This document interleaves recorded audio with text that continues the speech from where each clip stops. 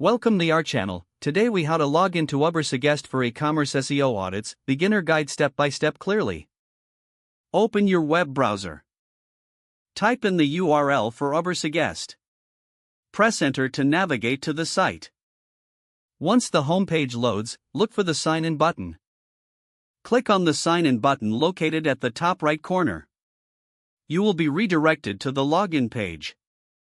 If you already have an account, enter your email address in the first field. Next, input your password in the second field. If you forgot your password, click on the Forgot Password link for assistance. After entering your credentials, click the Sign In button. If your details are correct, you will be taken to your Ubersuggest dashboard. For new users, you may need to create an account first.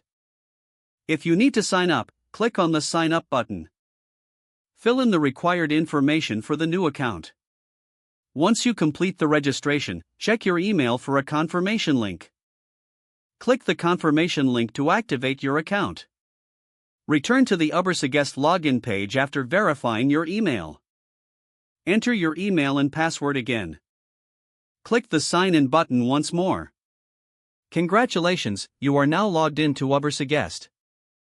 You can begin conducting SEO audits for your e-commerce site. If the page does not load, refresh the browser or try again in a private or incognito window. Make sure you are using the correct email address, then retype it carefully to avoid small typos. If your password is not accepted, use the reset option and create a new strong password you can remember. Check your spam folder for verification or security emails, then complete any requested confirmation steps. Enable two-factor authentication if available to improve account security and reduce unauthorized access risk.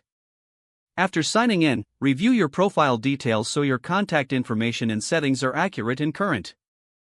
If you see an error message, note it down and try again after restarting your device and internet connection. Don't forget to like this video and subscribe to our channel for more step-by-step tech guides.